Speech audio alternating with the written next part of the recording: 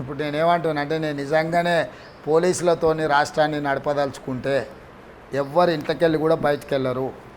మేము 10 ఏళ్ళు ప్రతిపక్షంలో ఏ రోజు ఏ సమస్య మీద బయటకు వెళ్ళడానికి పోయినా వందలాది వేలాది మంది పోలీసులు ఈడు ఉండేది. అవునా?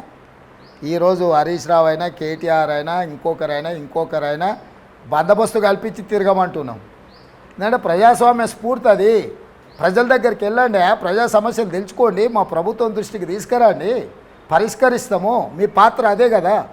ప్రజలు నాకు పరిపాలన చేయమని ఇచ్చిండ్రు, ప్రతిపక్షంగా నీకు సలహాలు సూచనలు చేయమని తీర్పిచ్చిండ్రు. ఆయన పాత్ర ఆయన పోషించాలి, నా పాత్ర నేను పోషించాలి. ఇన్నేళ్ళు ఆయన ఈ పాత్ర పోషించలేదు. ఇప్పుడు నేను వచ్చి పొగ పెడితే ఎలక బయటకు వచ్చినట్టు ఇప్పుడు కేసీఆర్ బయటకు వచ్చి కనీసం గ్రామాలు తిరుగుతున్నాడు. ఈ 10 ఏళ్ళ పాప ప్రక్షాళన ఇట్లనైనా చేసుకునే అవకాశం కల్పించిన. ఇప్పటి వరకు ఫోన్ ట్యాపింగ్ మీద నేను పోనే లేదు. కేసు నమోదైంది ఫోన్ ట్యాపింగ్ మీద కాదు. మీరు అందరు కూడా మీడియా మీకు కావాల్సినట్టు మీ అనుకూలమైన విధానము వార్తను తీసుకొని ముందుకెళ్తుండ్రు. యాక్చువల్గా కేసు జరిగింది ఫోన్ ట్యాపింగ్ మీద కాదు. ప్రణీత్ రావు, ప్రభాకర్ రావు, కొంతమంది అధికారులు ఎస్ఐబి ఆఫీస్లో కొన్ని సర్వర్లు, కొన్ని కంప్యూటర్లు, కొంత ఎక్విప్మెంట్ని డిసెంబర్ 3 నాడు ఫలితాలు వస్తే డిసెంబర్ 4 నాడు వాటి అన్నిటిని ఎలక్ట్రిక్ రంపం తీసుకొచ్చి సీసీ కెమెరాలు స్విచ్ ఆఫ్ చేసి వాటి అన్నిటిని కట్ చేసి కొన్నిటిని తగలబెట్టి కొన్నిటిని తీసుకొని పోయి మూసిలో పడేసిండ్రు. డిసెంబర్ ఎండింగ్లో నేను అధికారులను బదిలీ చేసినప్పుడు కొత్త అధికారులు అక్కడికి వెళ్ళినప్పుడు ఆఫీసులో ఎక్విప్మెంట్ మిస్సింగ్ ఉంది. సర్వర్లు, కంప్యూటర్సు, ల్యాప్టాప్లు, ఇతర ఎక్విప్మెంట్. ఏ ప్రభుత్వ ఆఫీసులో మీ ఆఫీస్లో కూడా ఆఫీస్లో ఏమేమి ఉందో మీ దగ్గర ఒక లిస్ట్ ఉంటుంది. ప్రభుత్వ అధికారులకు కూడా ఆఫీసులో ఏమేమి మన పాత కుర్చీలు, అల్మారీలు కూడా మన గవర్నమెంట్ ఆఫీసులో ఎందుకు పెట్టుకున్నారు ఇంకా అనుకుంటా. అదొక లెక్క. అది పోయిందంటే దానికి జవాబు చెప్పాలి. అట్లనే కొత్త అధికారులు వచ్చినప్పుడు అక్కడ ఈ మిస్సింగ్ వాటిని చూసి ఇవి మిస్ అయినాయని ఎత్తుకుతే ఎక్కడ దొరకలే. అక్కడ సీసీ కెమెరాలు చూస్తే ఒక స్పెసిఫిక్ టైంలో సీసీ కెమెరాలు ఆఫ్ చేసి పెట్టిండ్రు. ఆ సీసీ కెమెరాలు ఆపరేట్ చేస్తే ఆయనని పిలిచి వాళ్ళు ఏమైంది అని అంటే పలానా టైంలో పలానా అధికారి వచ్చి నన్ను ఆఫ్ చేయమంటే నేను చేయనంటే నా మీద ఒత్తిడి చేసి కొట్టినంత పని చేసి అవి ఆఫ్ చేయించిండ్రు.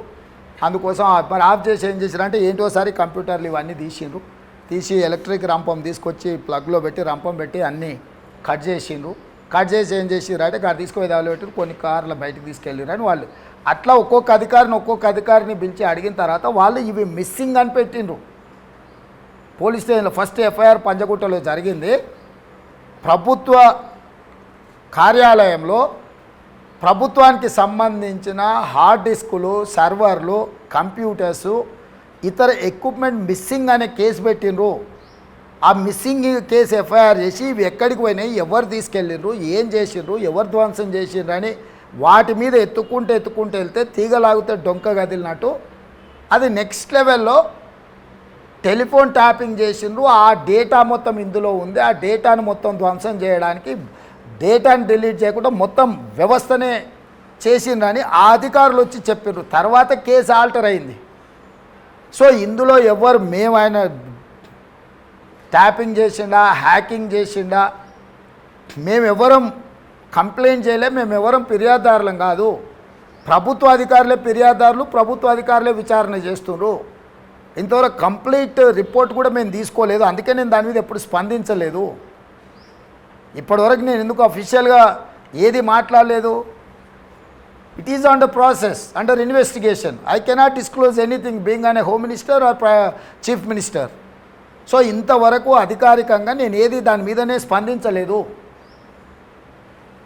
నేను జస్ట్ రా ఇన్ఫర్మేషన్ మీకు చెప్తున్నా. మీరు పోయి పంచగుట్ట పోలీస్ స్టేషన్లో ఫస్ట్ అయిన ఎఫ్ఐఆర్ తీసుకోండి. ఎఫ్ఐఆర్లో టెలిఫోన్ ట్యాపింగ్ మీద ఉందా, టెలిఫోన్ హ్యాకింగ్ మీద ఉందా, లేకపోతే ఎస్ఐబి ఆఫీస్లో ఉన్న సర్వర్లు, కంప్యూటర్సు, హార్డ్ డిస్క్ మిస్సింగ్ మీద ఉందా? నీ ఆఫీసులో కొన్ని వస్తువులు మాయమైతే నువ్వేం చేస్తావు? ఆ ఎస్ఐబి ఆఫీస్లో కొన్ని వస్తువులు మాయమైపోయిన దాని మీద కొత్తగా వచ్చిన అధికారి పోయి ఫిర్యాదు చేసాడు.